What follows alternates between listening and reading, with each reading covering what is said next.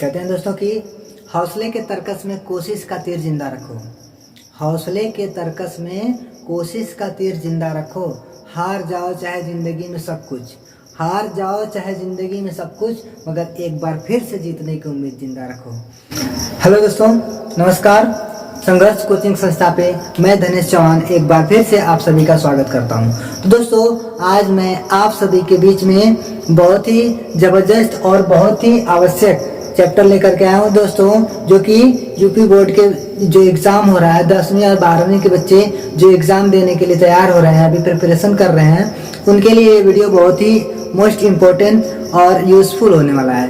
ठीक है दोस्तों, तो दोस्तों इसमें मैं आप सभी को बताने वाला हूँ कि जो प्रेजेंट कंटिन्यूअस का एक्टिव वॉइस का सिंपल सेंटेंस होता है, उसको हम किस प्रकार से पैसिव वॉइस में चेंज करेंगे।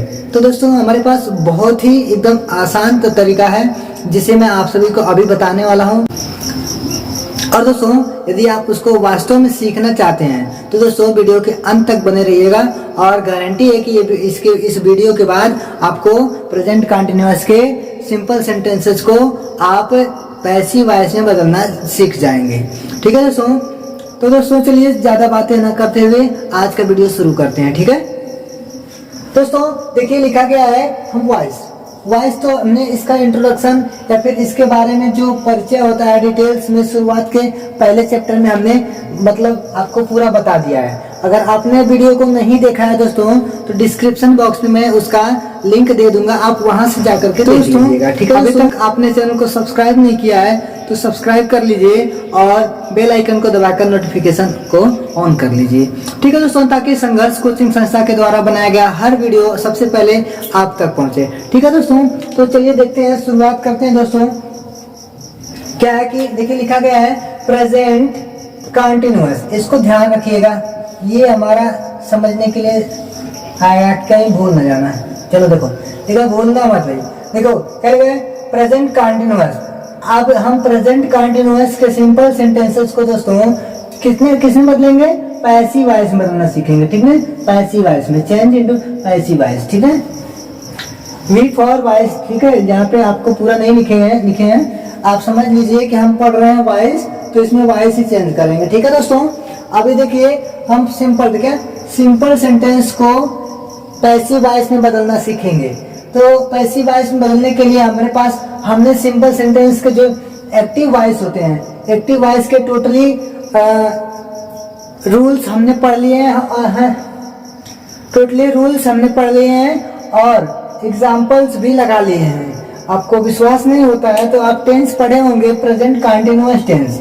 तो जो प्रेजेंट कंटिन्यूअस टेंस का जो हिंदी वाक्य होता है, हिंदी सिंपल सेंटेंस होता है, वो जैसे हो रहता है, उसके वाक्यों के अंदर में क्या रहे आता है और क्रिया में हम ING जोड़ देते हैं। उसी तरह से दोस्तों यहाँ पर वही रूल है प्रेजेंट कंटिन्यूअस के हिंदी सेंटेंसेस को जो ट्रांसलेट करने के लिए जो नियम हम उपयोग करते हैं, वो नियम हमारा यहीं पर है दोस्तों।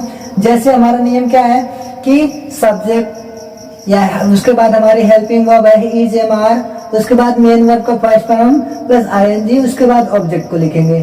ठीक है दोस्तों, तो ऑब्जेक्ट को लिखेंगे तो इस सिंपल सेंटेंस में जो नियम उपयोग करते हैं वही नियम यहाँ पर है। ठीक है दोस्तों, अब हम प्रेजेंट कंटिन्यूअस के सेंटेंसेस को, जो सिंपल सेंटेंसेस होंगे उसको हम पैसिव वॉइस में कैसे बदलेंगे। देखिए ये रूल तो आप पढ़ चुके हैं, subject plus is am are plus main verb का फर्स्ट फॉर्म प्लस ING उसमें जोड़ना है, उसके बाद ऑब्जेक्ट को लिखना है। ठीक है दोस्तों, ऑब्जेक्ट को लिखना है। अब हम इसका पैसिव वॉइस का रूल देखते हैं। अब ये हमारा एक्टिव वॉइस का रूल था जो हम पहले से भी जानते हैं, और पैसिव वॉइस का रूल हम आपको यहाँ पर बता रहे हैं। ठीक है दोस्तों, ये हमारा पैसिव वॉइस का रूल दोस्तों है। ऑब्जेक्ट सबसे पहले हम लिखेंगे ऑब्जेक्ट को। ठीक है ना, सबसे पहले ऑब्जेक्ट को लिखेंगे, उसके बाद हमारे helping verb is am are लिखेंगे, फिर उसके बाद बीइंग लगाएंगे और फिर मेन वर्ब का थर्ड फॉर्म लिखेंगे, प्लस उसके बाद बाय लिखेंगे, फिर सब्जेक्ट को लिखेंगे। ओके, कंफ्यूज नहीं होंगे। ऑब्जेक्ट को सबसे पहले लिखेंगे। तो दोस्तों इस रूल को यदि आप समझ गए हो तो मुझे लगता है कि आगे अधिक बताने की जरूरत नहीं है। फिर भी दोस्तों एक्सप्लेन करते हैं आपको, एग्जाम्पल की मदद से थोड़ा और बढ़िया तरीके से समझते हैं। ठीक है, तो चलिए देखते हैं हमारा क्या है। यहाँ पे देखिए एक एग्जाम्पल लिखा गया है कि Ravi is playing cricket. Ravi is playing cricket. दोस्तों देखिए क्या है, प्रेजेंट कंटिन्यूअस का ये ना, रवि इज प्लेइंग क्रिकेट, इसमें इट मीन्स रवि क्रिकेट खेल रहा है। तो यही तो लगाएंगे ना, subject plus is am are plus main verb का फर्स्ट फॉर्म प्लस आईएनजी। तो वही है, सब्जेक्ट है इज एम आर का प्लस यानी हेल्पिंग वर्ब हमारी है, फिर हमारा मेन वर्ब का फर्स्ट फॉर्म है, उसमें आईएनजी जोड़ा गया है, फिर उसके बाद हमने ऑब्जेक्ट को लिखा है। तो दोस्तों अब इसी को हम पैसिव वॉइस में कैसे बदलेंगे, तो सबसे पहले हम लिखेंगे ऑब्जेक्ट को। तो हमारा ऑब्जेक्ट यहाँ पर क्रिकेट है, तो लिखेंगे यहाँ पर इसका पैसिव वॉइस बनाएंगे जब, तो लिखेंगे क्रिकेट। इसके बाद लिखेंगे हम भी हेल्पिंग वर्ब, यानी कि क्रिकेट इज। अब हमारा क्रिया, इसके बाद क्या लेंगे, बीइंग लगाना है, cricket is being, cricket is being. उसके बाद लिखना मेन वर्ब का थर्ड फॉर्म, हमारा मेन वर्ब यहाँ है, इसका प्ले का हो जाएगा प्लेड, प्लेड हो जाएगा। उसके बाद दोस्तों क्या लिखना है, बाय लिखेंगे, फिर उसके बाद लिखेंगे सब्जेक्ट को, यानी कि सब्जेक्ट हमारे क्या यहाँ पे रवि, लिखेंगे रवि। ठीक है दोस्तों,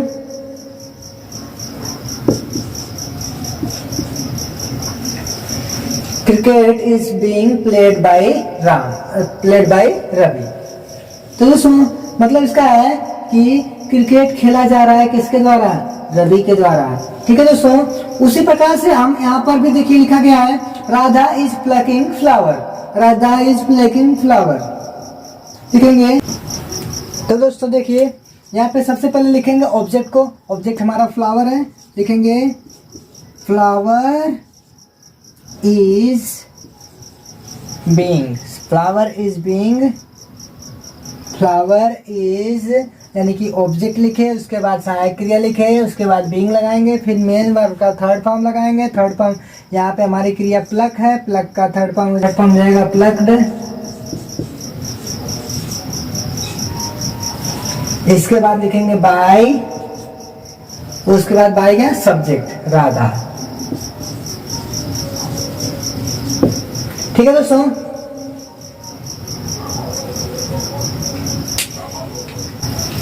देखिए दोस्तों यहाँ पर सबसे पहले हम लिखेंगे फ्लावर, हमारा ऑब्जेक्ट क्या है, सबसे पहले ऑब्जेक्ट लिखेंगे, ऑब्जेक्ट हमारा फ्लावर, फ्लावर। इसके बाद सहायक क्रिया इज एम आर लिखेंगे, तो यहाँ पर हम लगा देते हैं इज, फ्लावर इज। उसके बाद लिखेंगे बीइंग, फ्लावर इज बीइंग। उसके बाद लिखेंगे मेन वर्ब का थर्ड फॉर्म, यहाँ पे हमारी क्रिया है प्लक, प्लक का थर्ड फॉर्म हो जाएगा प्लक्ड। उसके बाद लिखेंगे बाय, किसके द्वारा भैया, राधा के द्वारा, तो लिख दीजिए सब्जेक्ट हमारा राधा। ओके, ये दोस्तों देखिए अगला है I am writing a letter. दोस्तों क्या लिखेंगे, इसका पैसिव वॉइस बनाएंगे। तो सबसे पहले ऑब्जेक्ट लिखेंगे, ऑब्जेक्ट हमारा अ लेटर है, एक लेटर है, एक पत्र है। A letter is being, a letter is being. इसके बाद लिखना है मेन वर्ब का थर्ड फॉर्म, तो यहाँ पे क्रिया राइट है, तो इसका थर्ड फॉर्म रिटन हो जाएगा, रिटन बाय मी, रिटन हो जाएगा रिटन बाय मी।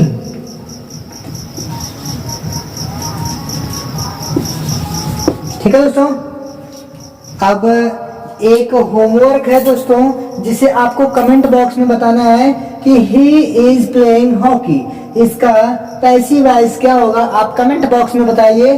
सो दोस्तों हम इसी के साथ बढ़ते हैं प्रेजेंट कंटिन्यूअस के नेगेटिव सेंटेंसेस की तरफ, जिससे हम जानेंगे कि प्रेजेंट कंटिन्यूअस के नेगेटिव सेंटेंसेस को हम किस प्रकार से पैसिव वॉइस में चेंज करेंगे। ठीक है दोस्तों, तो चलिए देखते हैं।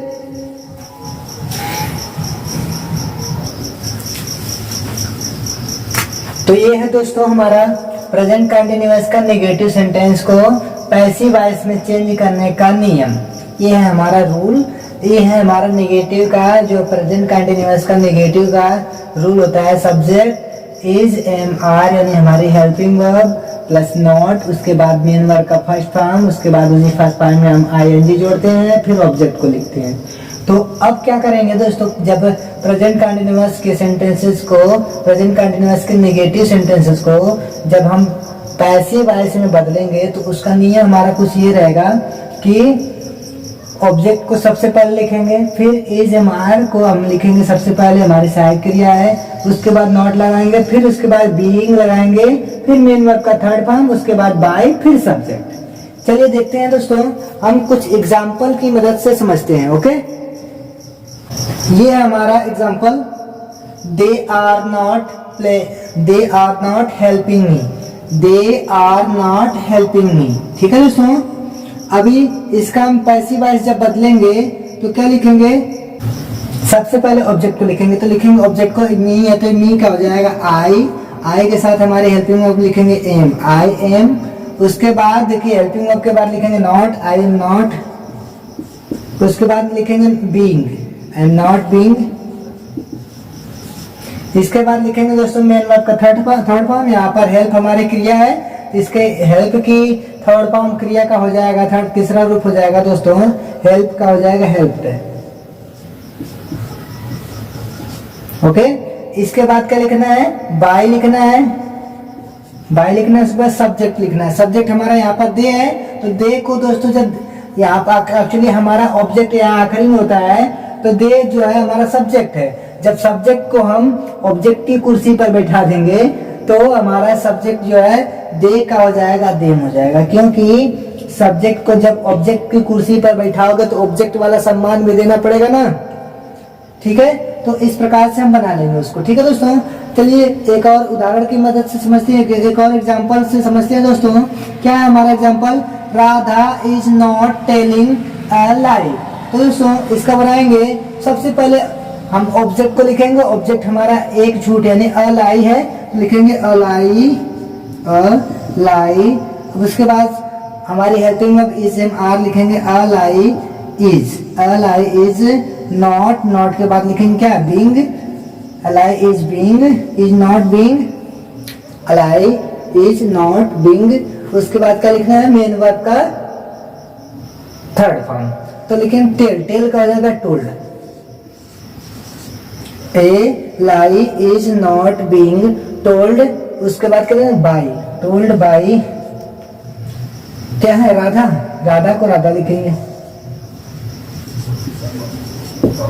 ठीक है दोस्तों, अगला हमारा है she is not reading the newspaper. तो दोस्तों सबसे पहले हमारा क्या है, ऑब्जेक्ट इसमें न्यूज़पेपर है, तो लिखेंगे इसका पैसिव वॉइस बनाएंगे, द न्यूज़पेपर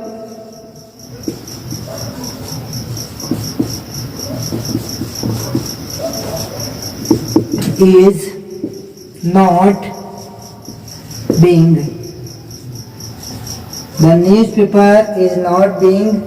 उसके बाद रीड का रीड हो जाएगा थर्ड फॉर्म में READ, बाय कौन, सी का हो जाएगा हर। ओके दोस्तों उम्मीद करता हूँ कि आपको बहुत अच्छे तरीके से समझ में आ गया होगा। और दोस्तों ये आपके लिए एक और होमवर्क छोड़ दिया है, जिसे आप कमेंट बॉक्स में बताइए। ये एक्टिव वॉइस का है, Radha is not calling me, active voice का है, Radha is not calling me. इसी को आप पैसिव वॉइस में बनाइएगा, सेम इसी रूल से। अगर आप इसे समझ गए होंगे तो उम्मीद करता हूँ इसे आप जरूर लगा के दिखा देंगे। और तो और अगर आप एग्जाम की तैयारी कर रहे हो तो आपको कम से कम इसका पैसिव वॉइस चेंज करके जरूर देना है। हो सकता है कि आपको इसमें से संबंधित कोई भी सेंटेंस एग्जाम में आ जाए। ठीक है दोस्तों, तो आज की क्लास यहीं तक, बाकी मिलते हैं अगले क्लास में प्रेजेंट कंटिन्यूअस के इंट्रोगेटिव सेंटेंसेस को लेकर के। ठीक है दोस्तों, so finally thank you, best of luck.